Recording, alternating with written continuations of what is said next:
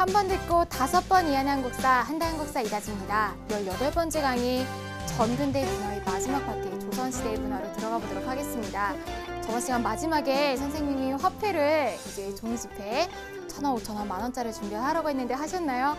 이제 쉽게 볼 수 있는 우리에게 지폐 속에 우리가 공부하는 많은 문화재들, 문화유산들이 들어있습니다.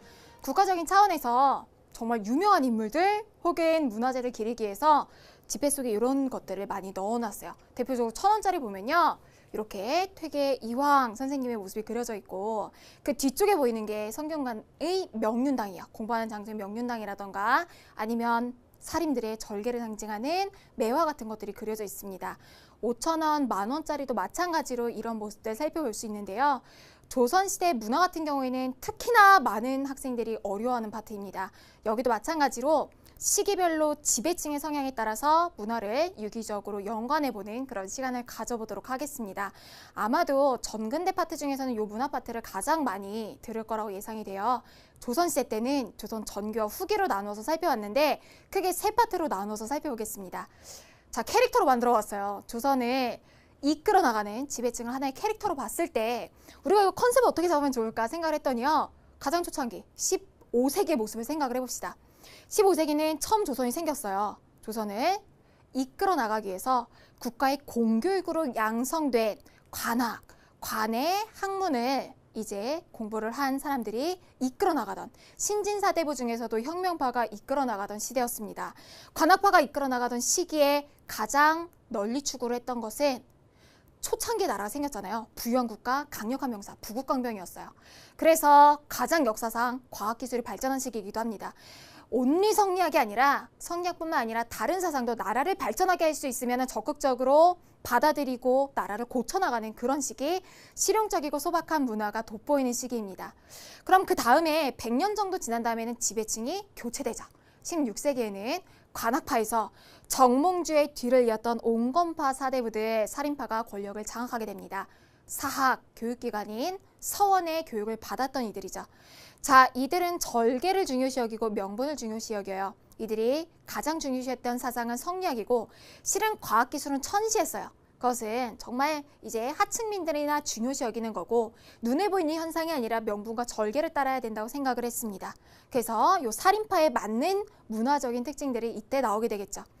조선 후기 임진왜란, 병자호란을 거치고 난 다음에 17에서 18세기, 넓게는 19세기까지의 조선 후기는요. 우리나라 역사상 가장 많은 문화적인 변동이 있었던 시기입니다. 지각 변동이 있었던 시기예요. 문화의 주체로 떠오른 사람들이 있어요. 이제 더 이상 소수의 지배층이 아니라 서당을 통해서 교육도 받았고 이양법을 통해서 돈도 좀 벌었던 서민들이 문화의 주체로 떠오르게 됩니다. 또 이 시기 어느 시기예요? 전쟁 후예요. 많은 것들이 바뀌었고 특히 의학적인 분야에서 발전이 있었겠죠. 또 하나 서양과의 접촉이 있었던 시기입니다. 이런 변화 속에서 조선의 모습들이 어떻게 됐는지 중국과의 관계는 어떻게 변화되어 갔는지를 중심으로 살펴보겠습니다. 자, 그러면 오늘 여러분들이 반드시 잡으셔야 하는 이것만은 꼭 살펴볼 건데요. 대략적으로 여러분 몇 세기인지 누구의 분위기가 풍기는지를 한번 파악해 보세요. 조선왕조실록 나라 초창기에 나라의 정체성을 만들던 시기에 만들어졌겠죠. 나중에 조선 후기까지 쓰여지고요. 고사관수도는 15세기 관학파들의 모습을 잘 보여주는 그림입니다. 동국여지승남 지리적인 데이터베이스가 중요했던 조선 초기의 지리지고요. 향약집성왕 마찬가지로 과학기술이 엄청나게 발전한 조선 시기 때입니다. 칠정산 조선 기준의 역법서인데 조선 초기에 잘 모르면 다 세종대왕을 생각하면 돼요. 세종대 만들어졌고요. 16세기에 성리학을 이끌어 나간 이이라던가 그때의 살인들의 성향을 보여준 백자, 살인들의 절개를 보여준 사군자 같은 모습들을 살펴볼 겁니다. 자, 조선 후기에는 새로운 종교로 동학이 떠오르게 되고요. 실학가들에 의해서 중농학파죠. 균전론이 주장이 되기도 합니다. 나중에 다 설명하실 수 있으면 돼요. 중농학파의 대표적인 인물 정약용에 대해서도 살펴볼 거고요. 중상학파의 박지원이라던가 박제가가 주장한 소비 중요성을 살펴볼 겁니다. 동의보감은 당연히 어느 전쟁 중에 임진왜란 거치면서 이제 발전되게 된 의학을 보여주고요. 진짜 풍경을 그리는 진경산수화 다 조선 후기의 모습들입니다. 마찬가지로 대동여지도, 실측 지도가 나오게 되고요. 우리나라 것에 대한 관심이 커지면서 지리지로 택리지가 등장하는 데까지 많은 키워드들을 배워보게 되는 18세기 하이라이트로 넘어가서 중요한 핵심 내용들을 살펴보겠습니다.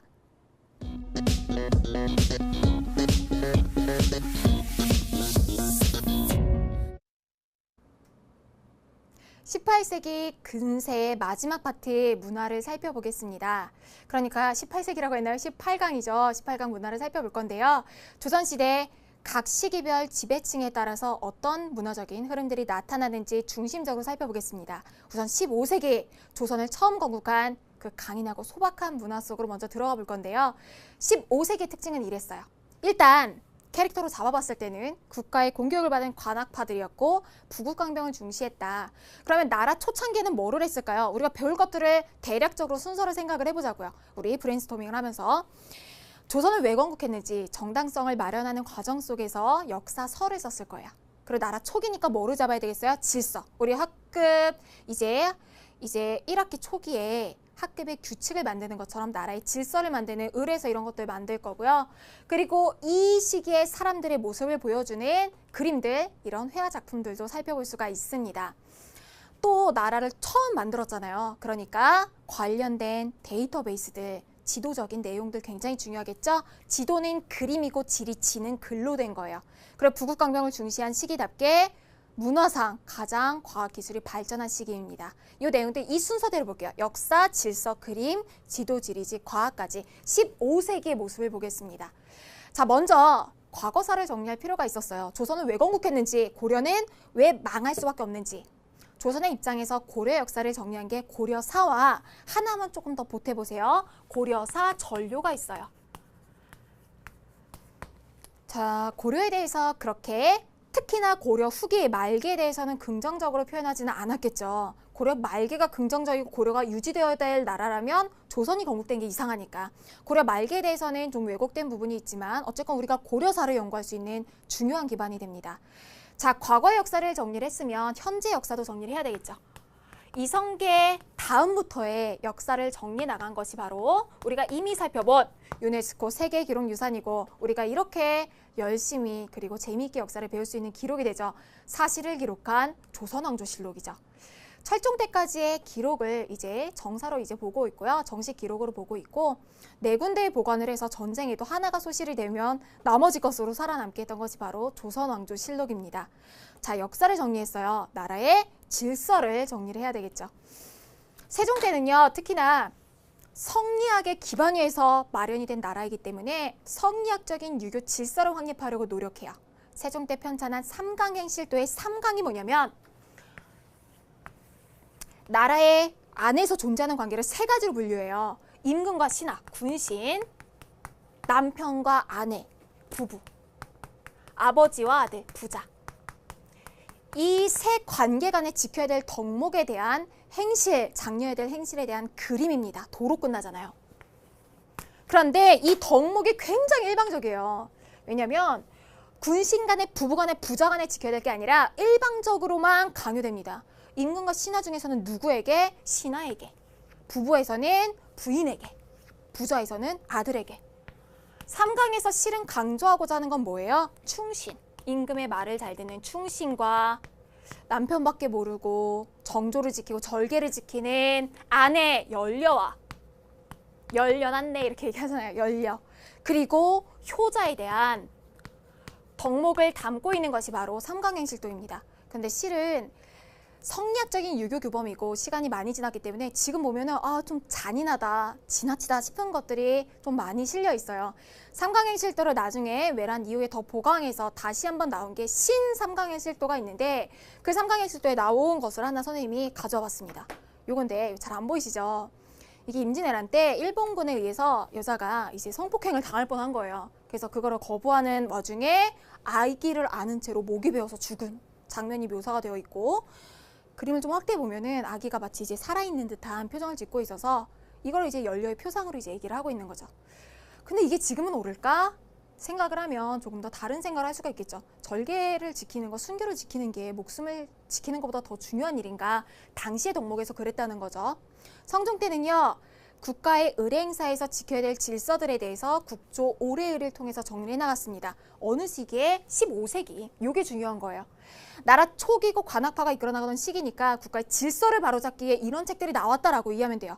선생님이 얘기했잖아. 빅뱅 노래 아무리 옛날에 이제 나중에 2000년 후에 들으면은 그거 다 그냥 외울 거라니까요. 내용을 파악하고 어떤 맥락에서 나왔는지를 이해해야지 여러분들한테 이게 의미 있는 게 될 거예요. 상강일실도 국조올해 15세기입니다.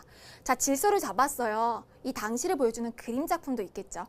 회화에서도 15세기 관학파의 아주 건강한 기풍이 드러나게 되는데 대표적인 작품이 고사관수도예요.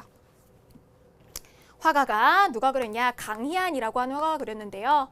강희안은 그림도 잘 그리고 시도 잘 쓰고 이제 학문에도 뛰어난 엄친아였습니다. 고사관수도는 이런 그림으로 표현이 되는데 한 선비가 이렇게 바위에 기대가지고 잔잔한 물 수면을 바라보는 그런 장면입니다.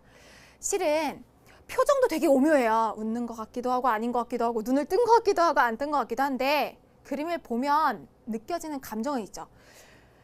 보통 비슷한 감정을 느끼지 않을까요? 이것도 선생님 편견인가? 편안한 느낌이 좀 들지 않으세요? 이거를 보고서 이 주인공이 누구인지에 대해서는 학자마다 의견이 달라요. 역사가 이래서 재밌고 어렵죠. 사람들마다 보는 시각이 다 다르니까. 선생님이 생각하기에는 이거 보고서 뭐 눈을 이렇게 감고 있어서 중국 사람을 표현한 거다라고 하는 이런 의견도 있지만 선생님이 생각하기에는 그러니까 이건 적지 않으셔도 돼요. 그냥 듣기만 하면 돼요. 15세기 관학파가 지향한 모습을 나타내고 있는 건 아닐까요? 초창기에 소박하고 실용적인 모습, 재물에 대한 욕심 없이 때로는 자신을 자연 속에서 돌볼 줄 아는 초창기에 소박하고 강건한 관학파의 이상향이 담겨있지 않나 라고 선생님은 생각합니다. 이거 떠올리시면 관학파 15세기 생각하셔야 돼요. 자, 그림에서도 이런 것을 볼 수 있고요. 나라 초창기니까 뭐가 중요하겠어요? 지역 정보. 지리 정보 시스템이 무엇보다 중요한 시기입니다. 왜냐면은 지금처럼 여러분 GPS에 의해서 어느 지역에 뭐 있는지 아는 그런 시기가 아니잖아요. 지도의 중요성이 얼마나 중요하냐면 지도는 곧 국방력이고 전쟁이 있어서 가장 중요한 정보이기도 합니다. 반란이 지방에서 일어났을 때 어느 길로 가야 제일 빠른지 요거 정도는 알아야지 나라를 다스릴 수가 있겠죠. 특히나 태종 때는요. 태종 때 이방원 때는요. 나라를 다스리는 데 있어서 중요한 게 대외 교역이잖아요. 다른 나라와의 대외 교역 시스템을 마련하기 위해서 세계 지도를 편찬합니다. 그게 혼일강리 역대 국도 지도인데 이것은 동양에서 가장 오래된 세계 지도예요. 어떻게 생겼냐면요. 이렇게 생겼어요.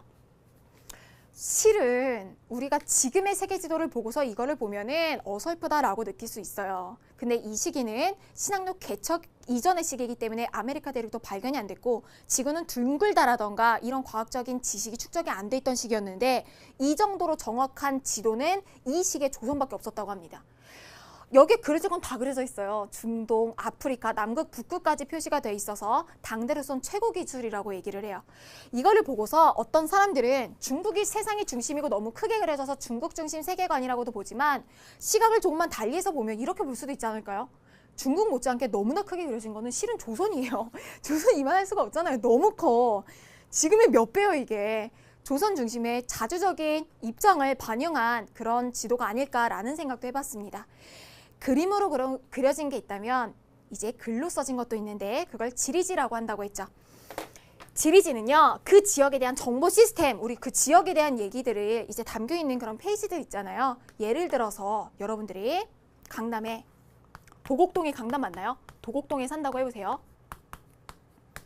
도곡동의 유명한 인물, 도곡동에 속해 있는 강남구청장이라던가 뭐 동장이라던가 여기 사는 유명 인사들 뭐 인물에 대해서도 기록을 해놓고 도곡동에 다니는 버스, 지하철,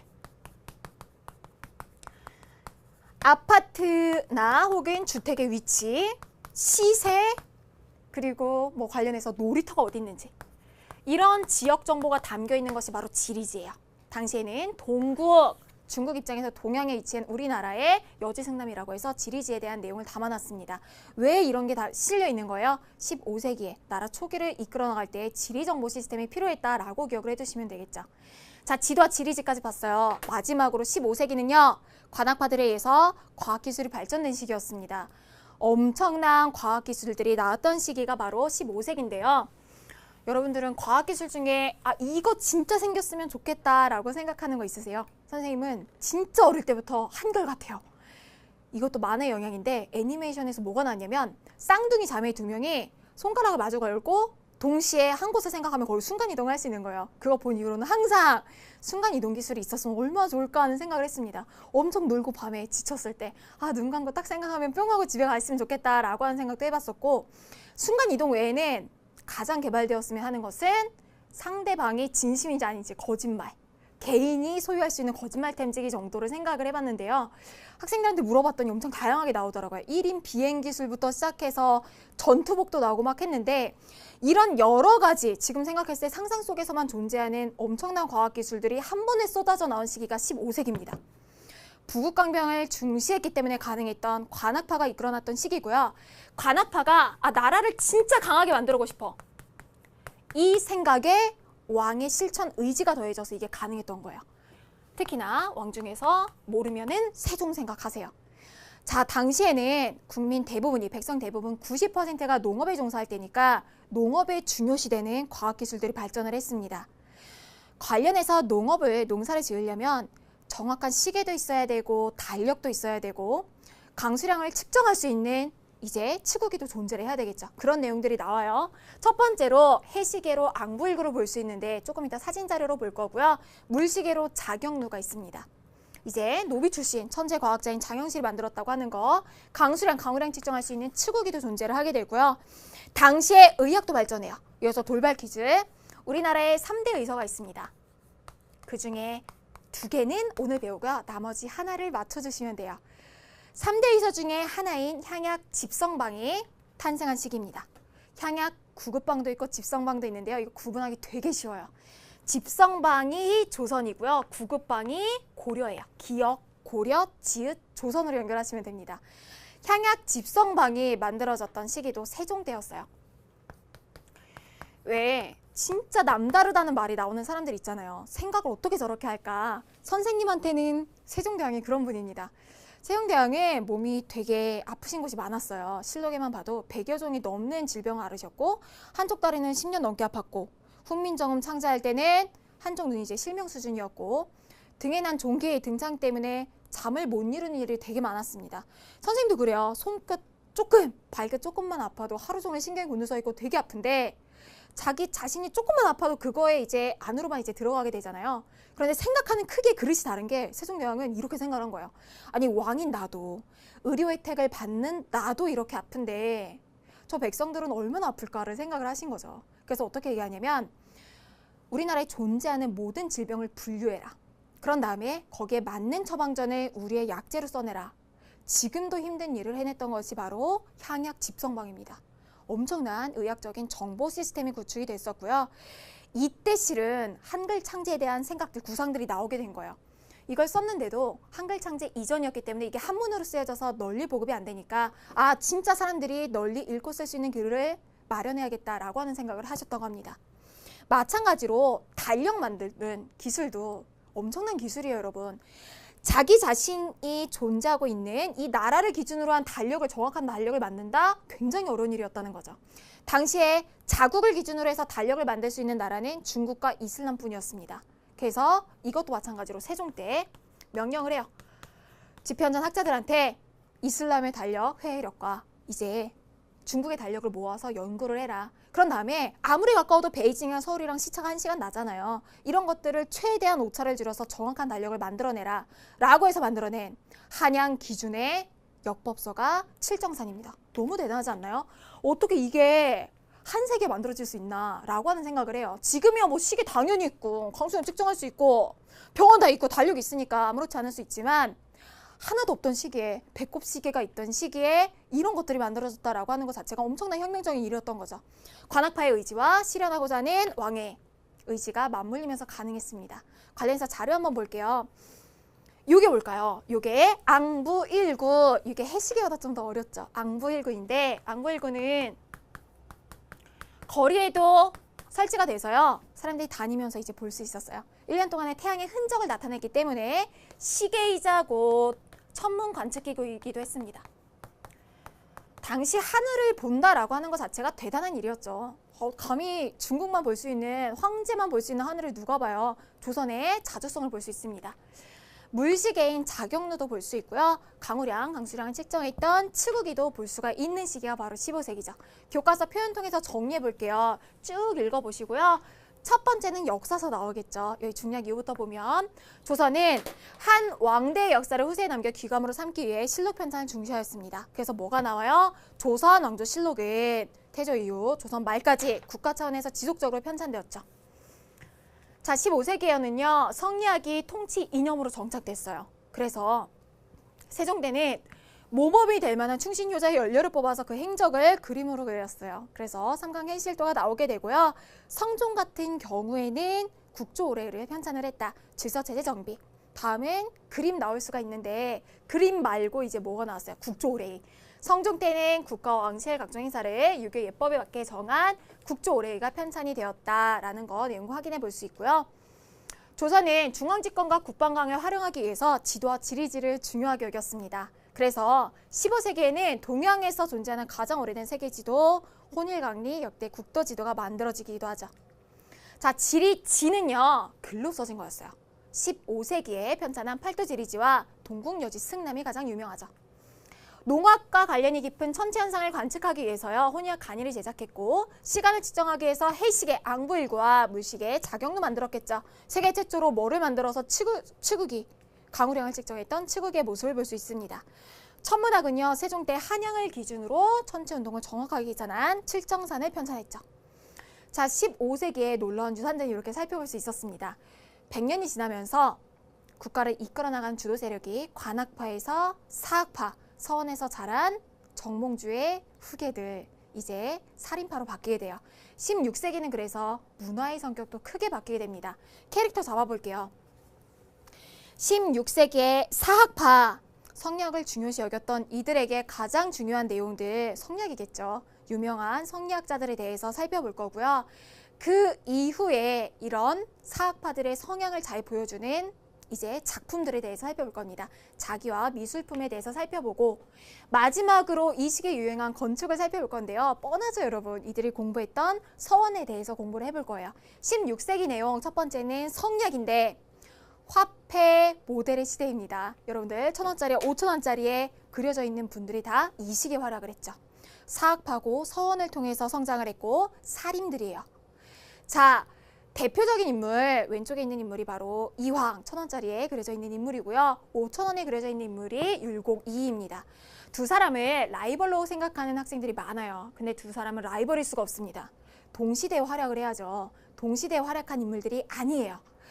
약간의 시차가 있는 게요. 이황 같은 경우에는 16세기 중에서도 살인파가 목숨을 걸고 훈구랑 싸웠던 사화 발생기의 인물이에요. 사화. 이 같은 경우에는요. 살인이 이미 권력을 잡고 살인 내부에서 붕당이 형성되는 초창기 인물입니다. 서인의 당수로 활약을 했잖아요. 두 사람 모두 성리학을 연구했지만 처해진 시기와 경험이 다르기 때문에 생각하는 사회에 대한 생각이 달랐습니다. 이황부터 한번 살펴볼게요. 우리가 저 사람은 진짜 똑똑하고 뭐 정말 부러울 게 없을 것 같아 라고 생각을 하지만 유명한 역사적인 인물들을 봤을 때 갈등이나 고난이 없는 사람은 없어요. 심지어 저런 갈등을 이겨내면서 어떻게 살았지 하는 사람들이 훨씬 더 많습니다. 이황 선생님도 마찬가지예요. 생후 2개월 때 아버지를 여였고요. 이제 홀어머니 밑에서 공부를 했습니다. 그래서 관직에 이제 입문을 하게 되는데 당시에가 사화 발생기였잖아요. 사람들이 훈구파에 의해서 밀리고 죽는 걸 보면서 관직에서 물러나서 학문 연구에 매진을 하게 돼요. 그래서 서원을 만들고 여기에서 후계자들을 만들어내게 되는데 이황이 당시에 왕에게 바쳤던 글이 성악 10도가 있어요. 글이라기보다는 끝에 도가 들어갔으니까 그림으로 왕이, 군주가 군자, 성인이 되는 길에 대해서 제시를 한 거예요. 그래서 성악 10도를 통해서 왕을 이끌려고 했던 모습들을 볼 수 있고요. 붕당 발생기에 살인이 권력을 잡으면서 등장을 했던 이 같은 경우에는 좀 더 인생이 드라마틱합니다. 이 같은 경우에 잘 알려진 대로 천재예요. 장원급제를 몇 번이나 했는지 모르죠. 이는 16살 때 우리 모두의 어머니이기도 하죠. 신사임당 어머니가 돌아가셨어요. 사람이 우리 공민왕 때도 봤지만 너무 큰 슬픔에 닥치게 되면 이걸 감당하는 사람이 있고 감당하지 못한 사람이 있어요. 근데 선생님도 되게 힘든 일이 있어 봤는데 그럴 땐 진짜 근본적인 물음을 갖게 돼요. 나는 왜 사는가? 내가 사는 의미가 뭘까? 하는 생각을 하게 되는데 이이가 딱 그랬던 것 같아요. 어머니가 돌아가시고 난 다음에 정말 내가 왜 살지? 나는 왜 존재하지? 하는 생각을 하면서 19살 때 머리를 깎고 중이 됩니다. 절에 들어가요. 19살 때 스님이 되는데 그러니까 절을 경험을 한 거죠. 이거는 이이가 나중에 성리학자로 활동하는데 큰 걸림돌이 됩니다. 성리학에서 배척하는 게 불교인데 불교의 스님이 그러니까 절에 입문을 했던 경험이 있다는 것 자체가 사람들한테 공격 대상이 돼요. 나중에 20살 때는 하산하고 나서 과거시험을 봐서 장원급제하죠. 그런 다음에 중앙정계를 동무대로 삼게 되는데 이때는 사화발생기가 지난 다음에요. 이이는요. 초창기에 건강했던 모습을 나라가 잃어가는 걸 굉장히 안타까워하면서 나라를 개혁하려고 한 사람입니다. 자, 이이가 왕을 위해서 썼던 책 경영학에 관한 내용이 성학집요예요. 이것도 되게 유치할 수 있는데 이이잖아요. 이응 해서 선생님은 이응으로 봤어요. 성학집요는 성리학을 집대성에서 요약했다라고 하는 건데 요거는 실은 내용을 알 필요는 없지만 여러분 인생에 진짜 도움되라고 성학집요에서 얘기하고 있는 게 이거예요. 왕이 제대로 나라를 경영하고 자기 삶을 경영하기 위해서 필요한 거 가장 중요한 거 두 가지를 얘기합니다. 첫 번째가 좋은 사람, 좋은 조력자 혹은 좋은 친구예요. 그리고 좋은 조력자, 친구가 나타났을 때 얘가 하는 말을 내가 들을 수 있는가를 돌아보래요. 두 번째는 비움의 용기. 내가 비워야 될 때 있잖아요. 놔야 될 때. 이럴 때 완전하게 비울 수 있는 용기가 있는가. 이 두 가지가 가장 중요한 경영의 원리라고 얘기를 했습니다. 조력자가 있나? 비움의 용기가 있나를 여러분들 스스로도 한번 생각을 해보시고요. 성학집요, 이응 생각하시고 성학십도 이황이 얘기한 겁니다. 몇 세기에? 16세기. 사림이 권력을 잡고 사화발생기가 일어나고 붕당이 발생을 했던 바로 그 시기입니다. 16세기의 모습 성리학 첫 번째로 살펴봤고요. 두 번째로 당시의 미술가 자기를 한번 볼게요. 자, 우리가 고려 시기 때 문벌귀족기 때 유행했던 기억 나세요? 고려 청자가 유행했고 엄청나게 화려했습니다. 그런데 살인들이 지향하는 건 뭐예요? 절개, 명분. 우리가 생각하는 양반의 모습 그대로예요. 꼿꼿하고 타협하지 않는 그 양반 그대로의 모습을 보여주는 작품인 자기 중에서 백자입니다. 티끌 하나 없는 삶. 그래서 어떤 거를 꿈꾸냐면 정말 떡으로 치면 쌀로만 만든 정말 담백한 맛이 나는 백설기 같은 삶을 추구를 했어요. 여기에 뭘 담으면 좋을까 생각을 해보세요. 여러분 이 하얗고 둥그런 백자에다가 화려한 꽃을 담으시겠어요? 아니면 술을 어떻게 버먹어? 주전자가 있어야지. 여기에다가는 넉넉하게 인심을 담아낼 수 있는 밥그릇으로 많이 사용을 했던 것이 백자입니다.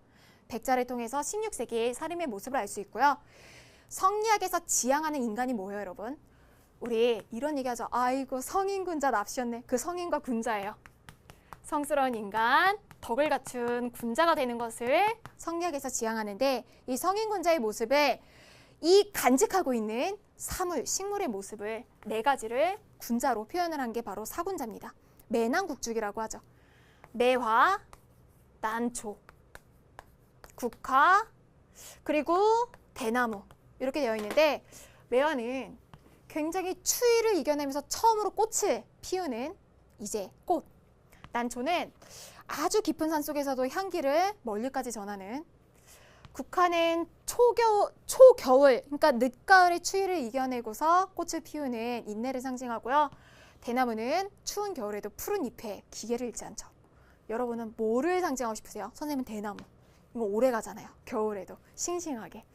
굉장히 강인함을 상징하는 이런 모습들을 사림들이 선호했다라고 하는 것을 파악해 볼 수 있습니다. 마지막으로 16세기 사림의 모습, 우리가 성리학으로도 살펴봤고 자기나 미술품으로도 살펴봤어요. 마지막으로 살펴볼 부분 건축인데요. 사림이 성장한 부분, 사학파가 숲을 잃었다는 바로 그것이 바로 서원이었죠. 서원의 모습을 볼 수가 있고요. 서원에서는 공부뿐만 아니라 예학도 가르치는 그런 장소였습니다. 관련해서 교과서 속 표현들 정리해 볼게요. 조선 성리학의 독자적인 체계를 세운 인물이 누구예요? 바로 이황과 이이였죠. 이황은요, 여기 연결해 보세요. 성학 10도 저술하였다. 주자의 학설을 조선의 현실에 맞게 체계했고요. 일본에 좀 더 많이 전파되고 일본에서 좀 더 이제 높이 평가받는 사람은 이황입니다. 자, 이의는요, 동원문학가 이응 생각하라고 했죠. 성악을 집대성에서 요약한 성악 지묘를 저술했어요. 이와 기를 통일적으로 이해했다. 이와 기 이미 했었죠, 여러분. 뭔가를 담는 그릇이냐, 원리이냐를 얘기를 했었고요. 그의 사상은 쭉 이어져서 기호학파로 형성이 되었다. 그냥 읽어보시면 됩니다. 자, 관련해서 조선시대에는요, 시기에 따라 다양한 건축물이 세워졌는데 초기에는 주로 뭐가 세워졌겠어요? 나라 처음이니까 궁궐, 성곽, 도로 이런 것들이 사회 기반 시설이 마련이 됐다면 16세기에는 사림의 학문적, 정치적 근거지 베이스 캠프라고 했죠. 서원이 많이 세워졌습니다. 서원과 향약을 통해서 사림들이 권력을 잡았죠. 사찰의 가람배치 양식 뭐 이런 것들은 쭉 읽어보시기만 하면 됩니다. 우리 지금 조선 전기의 문화 내용을 다 살펴봤어요. 15세기는요, 관악파로 잡을 수 있었고 16세기는 살인파로 잡을 수 있었습니다. 15세기는 소박하고 실용적이고 과학기술들이 발전을 했다면 16세기는 정신세계, 좀 더 강인한 명분을 중요시하는 세계였다는 걸 알 수 있어요.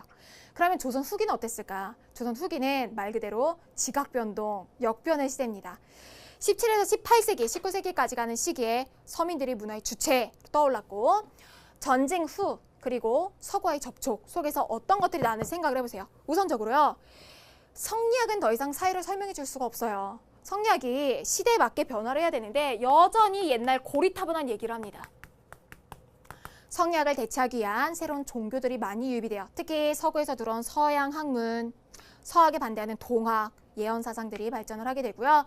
성리학, 유학은 유학인데 성리학에서 좀 실용적인 학문을 얘기하는 사람들도 나타나게 돼요. 이 사람들이 실학을 주장하고 나타나게 되고 전쟁을 거치면서 의학이 발전하게 됩니다. 이 내용도 살펴볼 거고요. 관련해서 서양의 과학기술이 들어오면서 우리가 원래 가지고 있던 중국 중심의 세계관이 깨져요. 어떤 모습들을 통해서 나타나는지 살펴보겠습니다.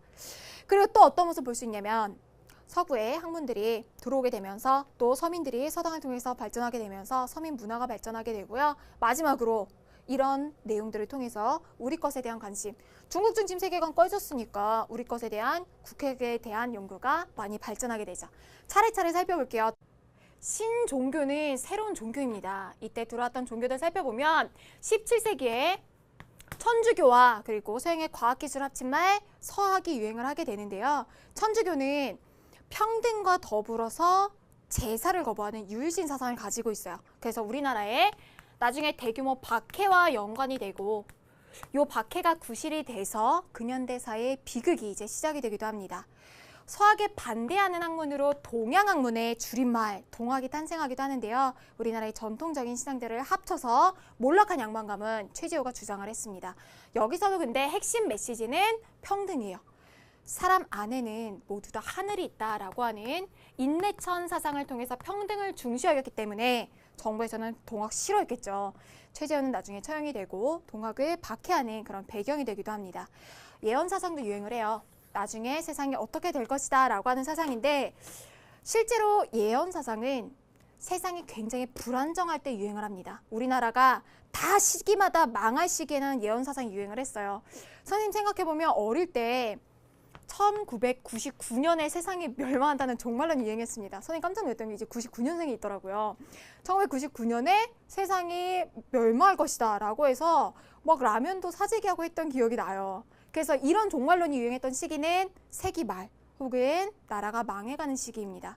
예를 들어서 사람들한테 그냥 작게나마 희망을 주는 메시지예요. 계룡산에 정도령이라는 사람이 나타나서 태평성대한 나라를 세운대라고 하는 메시지, 지배층의 수탈에 하루하루 정말 고단하게 살아가고 있던 농민들에게 단비 같은 소식이었겠죠. 마치 여러분들한테 여름방학이 10일 연장된대라고 하는 루머와 같은 그런 내용이 바로 예언사상입니다. 조선 후기의 모습이고요. 실학도 탄생해요. 실학이 여러분들 유학이 아니라고 생각하는 친구들인데 절대 아니에요. 유학이에요. 유학 안에 여러 이 종류 중에 하나입니다. 성리학의 단점을 보완하면서 실용적인 학문을 들고 나온 건데요. 당시에 개혁해야 될 것을 무엇으로 보느냐에 따라서 중농과 중상으로 나뉘어지는데 이름 안에 답이 있죠. 중농은 농업을 중시하고 중상은 상업을 중시하는 거. 근데 이렇게 얘기하면 진짜 30%짜리에 의해. 왜냐면 이걸 본질적으로 이해를 하자고요. 여러분 중농학파 하면 누구 떠올라요? 잘 안 떠오르시죠? 중상학파 하면 내용 다 기억나세요? 안 나요. 우리가 그냥 반쪽짜리 이해를 하고 있으니까 본질적으로 이해를 해보자고요. 왜 이 사람들이 이걸 주장을 했는가? 왜 중농이고 왜 중상인가를 먼저 생각을 해야 됩니다. 근본적인 질문, 왜에 대한 질문을 해결하고 가자고요. 선생님 생각하기에 사람들은 경험을 먹고 사는 것 같아요. 경험을 통해서 내 생각, 주관이 형성이 되는 것 같아요. 생각이. 농촌을 많이 경험한 사람은 바꿔야 될 현실로 농업을 생각을 할 거고, 도시에서 자란 사람은 도시 실정을 잘하니까 상업을 개혁을 하려고 할 거예요. 선생님은 그렇게 생각해요. 예를 들어서 만약에 선생님이 되게 부푼 마음을 가지고 소개팅을 했다고 해봐요. 소개팅 상대가 너무 마음에 들었어요. 소개팅 상황. 뭘 입고 나갈까 고민을 하다가 원피스를 골랐습니다. 그래서 너무 상대를 만났는데 상대가 너무 마음에 드는 거예요. 굿! 근데 상대방이 막 되게 호감을 안 보이다가 원피스가 안 어울리세요 라고 얘기를 했으면 선생님은 이 다음에 이 경험을 바탕으로 해서 절대로 원피스를 입지 않을 거예요. 마찬가지로 중농업파는요, 뭘 경험한 사람들이에요? 농촌을 경험한 사람들이에요. 이 사람들은 대체로 공통점이 있습니다. 몰락한 집안 출신들이요. 몰락이 여기에 대표적인 키워드예요. 몰락했기 때문에 지방으로 내려가서 농사 지으면서 농업개혁을 생각을 했고요. 중상업파는 지금으로 치면 강남 사는 유학파들. 국제경험을 많이 했고 수도 한양에 살면서 세계관을 넓힌 사람들, 상업을 중시 여겼던 사람들입니다. 이 사람들의 본질적인 배경을 알고서 주장한 내용을 들어가 볼게요. 자, 중농업파 먼저 들어갈 건데요. 몰락의 아이콘. 집안 몰락을 다 경험을 해요. 유영원도요. 2살 때 아버지가 역적으로 몰려서 돌아가세요. 그래서 되게 관직의 회의를 느끼고서 일찍이 그런 거에 대한 마음을 접습니다. 그래서 유영원의 호가 반개인데요. 이 사람 고향이 전라도 우반동이에요. 우반동 계곡이란 뜻에서 반개라고 하는 이제 호를 짓게 됩니다. 그래서 실제로 생기가 어려우니까 농사를 지을 거 아니에요. 그 농사를 지으면서 진짜 우리나라의 문제는 토지 소유가 불균등한 거다라고 생각을 한 거예요. 부자들은 어마어마한 토지를 가지고 있고 정말 먹고 살기 힘든 사람들은 자기 땅 토지가 조금도 없는 거, 토지를 다시 재분배해야 된다라고 하는 생각이 바로 균전론입니다. 토지를 균등하게 하자. 물론 신분제의 한계는 있어요. 선비들에게는 더 넓은 땅, 그 다음 농민이 좀 더 넓은 땅, 공상순으로 생각을 했다고 하는 것은 신분제 한계를 보여주지만 어쨌건 토지를 분배한다는 생각을 했다라고 하는 것에 의미가 있는 거죠. 토지에 대한 분배에 문제에 접근했던 것이 바로 유영원이었고요. 이익 같은 경우에도 집안 몰락을 경험했습니다. 25살 때 친형이 이제 정치적인 싸움에서 몰려서 죽는 걸 경험을 해요. 그러고 난 다음에 완전 회의감을 느낀 거예요. 선생님도 언니랑 유대관계가 굉장히 친밀감이 깊어가지고 이런 마음을 되게 잘 이해를 해요. 친형이 죽었어요. 너무나 그 슬픈 마음에 서울부터 안동까지 막 이렇게 돌아다녀요. 우리도 이렇게 생각을 비우기 위한 그런 여행을 하잖아요. 그런 여행을 했던 것 같아요. 근데 그 길 위에서 백성들이 너무 힘들게 사는 걸 보고 개혁을 생각하게 됩니다. 이게 호가 성호인데 안산으로 내려가고 난 다음에 성호, 자기 호의 이름을 따서 성호 농장을 직접 지어봐요. 그런 다음에 나온 개혁론이 한전론이에요. 토지에 한계선을 긋는다라고 하는 건데 한계가 여러분 이거 있잖아요. 맥시멈도 있고 미니멈도 있고 최대치인가 최저치인가 중요하죠. 최저치예요. 최저 한계선을 긋는 게 이익이에요. 요것도 심한 내용이에요, 여러분. 근데 이해할 수 있어요. 충분히. 이익은 생각을 한 거죠. 사람들이 농업을 개혁하는데 필요한 거는요.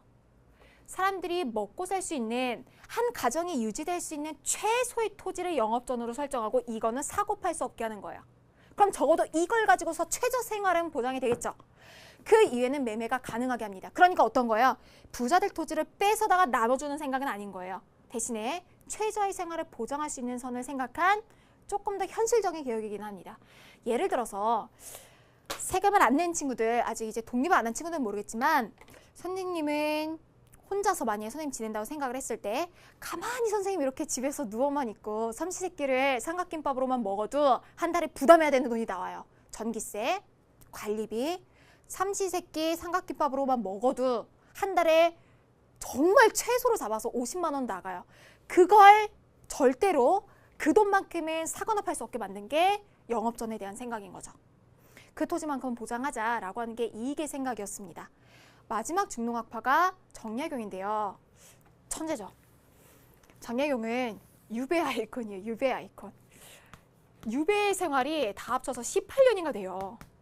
여러분 18년 동안 유배를 가거나 18년 동안 감옥에만 갇혀 있다고 생각을 해보세요. 엄청나게 긴 시간이죠.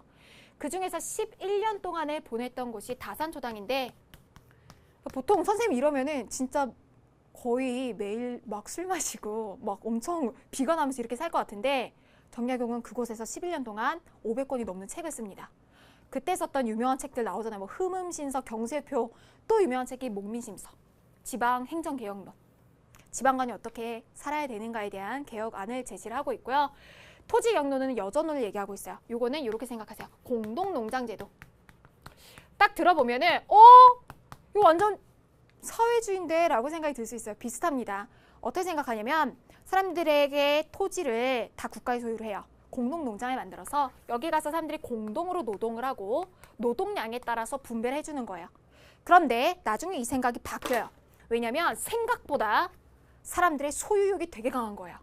그래서 이렇게 하면은 한계가 있겠구나. 이거 너무 급진적인구나 라고 생각을 해서 사람들에게 최저로 자기가 가지는 것에 대한 것은 인정을 해줘야 됩니다. 소유권을. 바꾼 생각이 정전론이에요. 정전론은 중국에서 맹자가 얘기를 했던 사상이기도 한데 우물정자 생각하면 돼요. 토지를 몇 개로 나눌 수 있어요, 여러분? 1, 2, 3 자신 있게 할 수 있죠. 4, 5, 6, 7, 8, 9. 자, 이 토지 중에서 가운데 있는 토지만 국가 소유로 해요. 나머지는 다 사람들한테 나눠줘요. 개인 소유고 이 토지만 공동으로 소유를 하고 국가의 국영지를 해서 사람들 노동을 시키고 여기서만 세금을 걷어가는 거, 이게 정전론입니다. 여전론에서 나중에 정전론으로 바뀐다라고 생각하면 되죠. 이게 중농학파예요. 몰락을 생각을 하면 되고 몰락을 가거나 이제 유배를 가거나 해서 농업과 경험이 많았던 사람들입니다. 반면에 강남 유학파들, 한양에 사는 잘 나가는 집안의 자제들, 중상학파의 얘기들을 살펴볼게요. 중상학파는요, 일단 해외 경험이 많아요. 유학파도 많고 그냥 삼촌 따라서 아버지 따라서 청나라도 가고 해서 당시에 발전된 청나라 것을 배우자라고 하는 북학파라고도 부릅니다. 같은 말로 청나라를 배우자라고 해서 북학파라고도 해요. 대표적인 인물로 박지원이 있죠. 박지원은 청나라 여행하고 와서 청나라 사람들이랑 막 교류하고 열화일기 베스트셀러로 만들기도 하고요. 수레를 사용하자라고 하는 이런 생각들, 수레를 통해서 상업을 진흥시키자라고 하는 내용을 얘기하기도 합니다. 또 대표적인 인물이 박제환인데 박제가 너무 중요해요. 박제환 조선시대 돈키호테 같은 사람, 이 사람이 중요하게 여겼던 건요. 지금도 그렇지만 그냥 동서고금 막론하고 사람들한테 중요한 거는 항상 뭐 많이 써 이거보다 절약해 이거 아닌가요? 절약이 미덕인 시대에 소비만이 살 길이다 라고 얘기를 했습니다. 소비를 해야 재물은 우물이랑 똑같아서 안 쓰면은 이게 말라버린다고 생각을 했어요. 소비할 것, 상업에 대한 중요시 여기는 생각들을 볼 수 있습니다. 자, 관련해서 의학도 볼 수 있는데요. 조선 후기에 임진왜란을 거치면서 동의보감이 편찬이 됩니다. 이게 원래 보물이었는데 우리나라 2015년도에 국보로 이제 승격이 됐죠. 자, 조선 후기 또 다른 모습들 뭐가 있을까 생각을 한번 해보세요. 새로운 종교가 나왔고 실학도 나왔고 우리가 의학도 봤어요. 이제 중국 중심의 세계관이 깨지겠죠. 중국 중심의 세계관이 깨지는데 큰 영향을 줬던 것이 세계 지도, 당시에 들어왔던 세계 지도인데요. 고려만국전도라고 하는 겁니다. 어떻게 생겼냐면 이렇게 생겼어요. 원래 어땠어요? 우리나라는 중국이랑 우리나라 외에는 아주 조그맣게 그렸는데 서양에서 들어온 지도를 보니까 서양 그 선교사가 중국 가서 만든 지도를 보니까 아니 세상이 이렇게 크대요. 지구는 둥글고요. 중국은 넓고 넓은 땅덩이 중에 하나래요. 그렇게 생각하니까 중국 중심의 세계관이 깨질 수밖에 없었겠죠. 그리고 홍대원 같은 사람들, 김성문 같은 사람들은 무슨 생각을 하냐면 지구가 둥글 뿐만 아니라 스스로 움직이고 돈다고 생각을 했습니다. 그러면 어느 한 곳이 중심이 되는 게 아니라 계속 돌면 내가 사는 곳이 곧 세계의 중심이 되겠죠. 중국 중심 세계관을 벗어나는 계기가 되고요. 예전에는 그림을 그릴 때 중국에 들어오는 회화를 베껴서 그리거나 머릿속에 있는 중국의 모습을 상상해서 그렸어요. 근데 이제는 어떻게 해요? 조선 후기에는 진짜 풍경을 그리는 진경산수화가 등장합니다. 진짜 풍경을 그려내는 거 뭐라고 하냐면 여러분 사생이라 그래요. 우리 사생대에 한 번쯤 나가봤죠. 이 사생의 개념이 등장한 게 진경산수화입니다. 대표적인 작품이 인왕제색도예요. 서울의 인왕산의 비개인 후의 모습들을 이제 그려낸 거고요. 굉장히 이제 실감 나는 모습으로 상상 속에서 뭔가 이질감 느껴지는 장면이 아니라 정말 실제 모습을 담백하게 그려낸 것을 알 수 있습니다. 자, 중국 중심의 세계관도 깨지고 서민들이 문화의 주체로 떠오르게 되면서 서민 문화가 발전하게 됩니다. 서민 문화면요, 선생님 항상 이 얘기를 해주는데 우리들이 즐기는 걸 생각을 하면 돼요. 우린 서민이잖아요. 대부분이 99% 서민 아니에요? 서민들이 즐기는 것들은요, 스토리가 있는 거예요. 재밌는 거, 흥미진진한 거, 막장 드라마 이런 것들, 소설, 스토리가 있는 연극 이런 것들을 즐기게 됩니다. 한글 소설들이 유행하게 되는데요. 대표적인 작품 홍길동전, 그리고 뭐 한문 소설은 양반전이 있죠. 춘향전도 있고요. 자, 홍길동전 같은 경우에는 어떤 내용이에요? 홍길동은 양반가의 아들인데 그냥 아들도 아니고 첩의 자식입니다. 서자. 아버지를 아버지라고 부르지 못해요. 그래서 그거에 대한 괴로움 안다가 자신 생각한 유토피아로 간다. 뭐에 대해 건드려요? 신분제도에 대해 건드려요.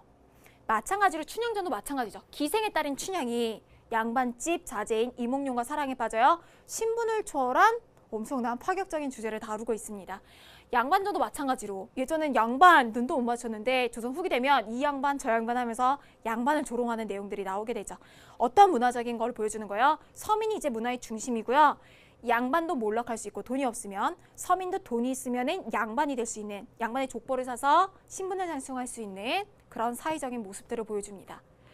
자, 마지막으로 이런 배경 속에서 중국계 중요한 게 아니라 우리 고유의 것들에 대해서 연구를 하는 국학 열풍이 불게 됩니다. 우리의 역사, 우리의 글에 대한 연구, 우리의 지역에 대한 연구들이 계속돼요. 대표적인 인물로 역사에서는 안정복이라고 하는 인물이 유명한데요. 안정복은 40살까지는 한량이었어요. 백수. 그러다가 우리 좀 전에 중농학파 이익을 봤죠. 이익의 제자로 들어가면서 학문 연구를 했고 그때 성과를 남긴 게 바로 역사서입니다. 역사가 실은 소설이랑 종이 한 장 차이예요. 이거를 상상해서 써내고 막 이렇게 살을 덧붙이면 소설이 되는 거고 최대한 실제 증거에 입각해서 역사서를 쓰면은 이제 그게 사실, 역사가 되는 거죠. 실증적인 역사 연구를 했던 것이 바로 동사강목이라고 하는 결과물로 나오게 되고요. 안정복의 영향을 받아서 유득공의 발해고를 씁니다. 발해를 우리의 역사로 끌어안게 되는 아주 중요한 결실을 맞이하게 되고요. 지도에서는 김정은의 대동여지도가 유명하죠. 김정은은 양반도 아니었고요. 부유한 서민도 아니었어요. 오히려 가난한 서민 쪽에 속했는데 그러니까 부인이 고생을 했겠죠. 부인이 김정은가 돈을 안 버니까 전국을 다니면서 물건을 팔러 다녔대요. 근데 김정은은 가난해도 꿈이 되게 큰 사람이어서 내가 조선 팔도를 그려내는 지도를 만들겠다라고 생각을 하고 부인을 따라다니면서 전국을 다니면서 이제 기록을 합니다. 그 결과로 나온 게 대동여지도였고요. 핸드메이드 재래식 지도인데도 국경선이나 해안선이 거의 현대식 그것과 일치할 정도로 정확한 지도입니다. 우리의 지리에 대한 관심. 자, 이중하는 지리 지로. 전기에 초기에 동국여지 승남이 있었다면 후기엔 택리지가 있는데요. 택리지는 이런 거예요. 사람이 살만한 곳에 대한 고찰, 교통과 교육과 요즘 그런 것들을 고려하잖아요. 예전에 그냥 여기는 막 수맥이 좋아 막 이런 미신적인 것에 벗어나서 과학적인 지리학을 개념을 상실한 사람이 바로 이중환입니다. 자, 교과서 표현들 살펴볼게요. 이것이란 이름으로 불린 천주교는 17세기원 베이징을 왕래하던 사신에 의해 서양 문물의 하나로 소개되었다고 합니다. 서학이라고 표현을 할 수가 있고요. 학문적인 호기심에서 연구되던 것들이 나중에는 남인 계열의 일부 실학자들에게 전파가 되죠.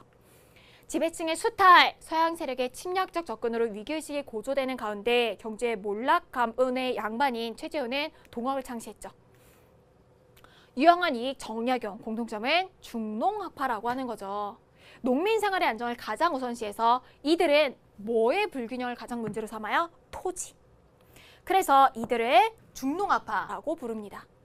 북학 사상은 청나라를 배우자라고 하는 사상은 이것에 이르러 한 단계 발전했대요. 언제 이르러서? 박지원에 이르러서. 박지원, 박제가 이어지는 흐름 생각하면 되고요. 수레의 중요성. 자, 조선 후기 과학은요, 중국을 통해 서양 과학기술이 수용돼서 크게 발전했습니다. 청나라에서 사용되던 서양요법인 시연율이 도입되었고 세계 지도인 고려만국전도가 전례가 되었죠. 뿐만 아니라요, 홍대웅 같은 사람은 이걸 주장해서 중국 중심 세계관을 흔들었습니다. 지전설, 지구가 스스로 돈다. 후기에는 문학의 저변이 누구에게까지? 서민층에게까지 확대가 됩니다. 한글 소설, 사설, 시조들이 유행을 했고요. 서울에 대한 차별철폐, 탐관오리 응징을 주장한 허균의 홍길동, 신분을 뛰어넘는 남녀 간의 사랑 이야기 춘향전은 이 시기에 유행한 대표적인 한글 소설입니다. 자, 실학자는요, 민족의 전통, 현실에 대한 깊은 관심을 바탕으로 국사, 국토, 지리, 국어 등 국학을 적극적으로 연구했습니다. 전국이 아니라 적극이죠. 선생님의 오타. 안정복은 동사 강목에서 중국 중심의 사관에서 벗어나서 독자적인 전통성을 세웠습니다. 자, 산업과 문화에 대한 관심이 반영된 지리지와 지도도 편찬이 됐는데요. 이중환의 택리지, 각 지방의 내용들에 대해서 아주 자세히 잘 다루고 있습니다. 자, 조선 후기까지 전 근대의 문화가 모두 끝났습니다. 18세기 키워드들 살펴볼게요. 첫 번째 키워드 우리가 살펴본 거 조선 왕조실록이었습니다. 몇 세기? 15세기였고요. 우리의 독자적인 역사에 대한 기록들을 볼 수가 있었죠. 고사관수도 마찬가지로 15세기였고 관악파의 강인한 모습들을 볼 수 있었습니다. 강인한이 이제 썼고요. 15세기 관악파의 모습을 보여줬죠. 관악파까지. 자, 동국여지승남도 살펴봤어요. 우리가 동국여지승남은 마찬가지로 15세기 지리와 관련된 정보 시스템이 마련되어야 됐던 그 시기에 마련이 됐습니다. 지리지 중에 하나고요. 조선 전기를 대표하는 지리지죠. 자, 관련해서 우리 이런 것도 살펴봤어요. 향약 집성방, 향약 구급방이 고려라면 집성방은 조선이었고요. 당시 어느 왕 때? 세종 때 만들어지게 됩니다. 관련해서 우리나라의 독자적인 의학의 발전을 볼 수 있다라고 하는 거고요. 우리나라의 3대 의서 중에 동의보감, 향약집성방 하나만 여러분들이 찾으셔서 수강 후기에 올리시면 돼요. 자, 관련해서 칠정산도 살펴봤습니다. 칠정산 마찬가지로 세종 때였는데 달력이었어요. 우리나라 조선의 한양을 기준으로 한 역법서였습니다. 세종대왕 때 만들어졌죠. 자, 15세기 이렇게 내용 정리해 볼 수 있었고요. 16세기 대표적인 인물 이이였습니다. 성리학자였고 16세기 살인파를 대표했고요. 써던 책이 성악 집요였죠. 관련된 내용 생각하시면 되고요. 백자 관련해서는 나올 키워드들이 뭐가 있을까요? 16세기였고 살인파의 기계를 보여준다라는 것 정도 생각해 보시면 될 것 같습니다. 자, 다른 키워드 사군자 마찬가지로 16세기 살인파를 보여주는 키워드들 중에 하나였죠. 매난국죽 생각하시면 되고요. 동학 같은 경우에 조선 후기 신종교주 중에 하나였습니다. 최재우가 만들었고 이제 평등을 중시하는 인내천 사상을 얘기를 했죠. 자, 균전론 토지를 균등 분배하자라고 하는 생각 누가 얘기했나요? 조선 후기 실학자 유영원의 생각이었습니다. 한계점은 산업공상, 선비가 좀 더 많이 가진다라고 하는 신분적인 한계를 보여주기도 하죠. 실학자입니다. 자, 박지원 같은 경우에는 중상학파였죠. 중상학파, 실학파 중에서도 상업을 중시하였고요. 북학파이기도 했고 술의 사용의 중요성을 얘기했습니다. 자, 박지원에 이어서 북학파, 박제가의 대표적인 내용 소비를 중시 여기는 거 박제가의 내용이었고요. 마찬가지로 중상학파의 내용이었습니다. 자, 관련해서 동의보감 우리나라 3대 의서 중에 하나였고 허준이 편찬했고요. 임진왜란을 거치면서 보완되고 완성이 되었습니다. 진경 선수가 진짜 풍경을 그려낸다고 했고 중국 중심 세계관이 깨진 걸 보여줬고요. 인왕제색도 인왕산의 모습을 그려낸 것이 대표적이었죠. 대동여지도 김정호의 국학 내용 생각하시면 되고요. 우리나라 지역에 대한 관심을 볼 수 있습니다. 마지막이죠, 여러분. 택리지. 사람이 살만한 곳에 대한 생각, 누구에 져서 이중환. 마찬가지로 국학에 대한 내용을 담고 있습니다. 자, 여기까지 여러분들 우리 18강까지 모든 키워드들을 살펴보셨습니다. 전근대 문화 파트는 이렇게 3강으로 정리가 됩니다. 심지어 우리 전근대만 끝난 게 아니라요. 이제 정치, 경제, 사회문화 모든 부분이 끝나서 다음 강 19강부터는 대망의 근현대사로 여러분들 들어가게 되었습니다. 근현대사는 지금보다 훨씬 더 유기적인 흐름이 중요하니까 여러분들 공부 열심히 할 준비하시고 다음 강으로 따라오시기 바랍니다. 다시 보기 통해서 키워드들 다시 한번 복습해보세요. 수고 많으셨어요.